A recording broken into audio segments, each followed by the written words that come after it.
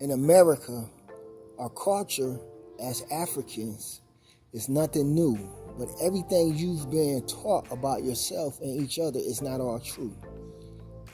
And so it was King Ramses II who is to be credited for the great migration of man and Mother Egypt, as it was he who commissioned the build of the Egyptian fleets to set sail across the seven seas in discovery of all the lands. And so when we think about the tomahawk or the bow and arrow, first thought to be that of Native Americans, we must understand that the word tomahawk itself is an Egyptian Hebrew word, and the bow and arrow was first used against the Assyrian Hebrew Israelites after their crucifixion of Amen-Ra as Yahshua.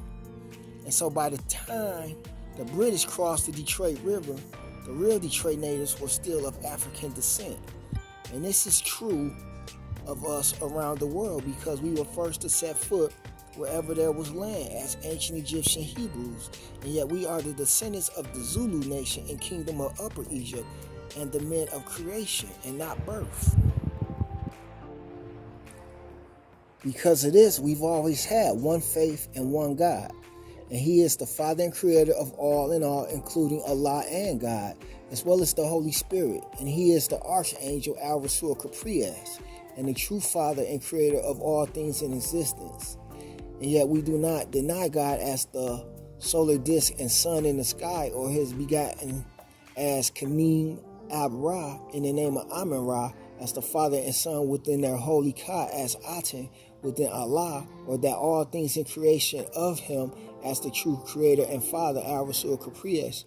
Yet we know the flesh is not the faith, no more than the stones of our Elohims are as ancient Egyptian Hebrew Israelites, but instead Al-Ka of the true Aten, in which they were meant to represent.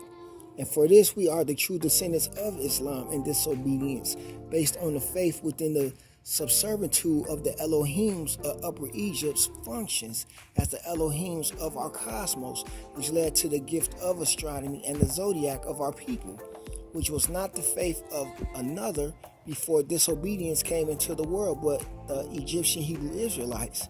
And yet our people were cultivated by circumstances after the death of our king of the Zulu nation, Hannibal, which led to the world's first democracy under King Ramses, who was voted first king of Egypt. He was the first to conquer the world all over and formalize Egypt as our home. But because of disobedience, you had the descendants of Isis, who did not believe in Ra or Amen-Ra, but instead worshipped Horus as their father. And for this, they were pushed out of Egypt into northeast Africa. And the longer they stayed away, the lighter their melon became. And the farther they went, the straighter their hair became. And when they came back, they were seen as forms of disobedience or atheistic. And so that's why it's not true when they say that white people are the devil. It's that in origin of the Assyrian Hebrew Israelites, which led to the pagan Arabs, which led to the pagans,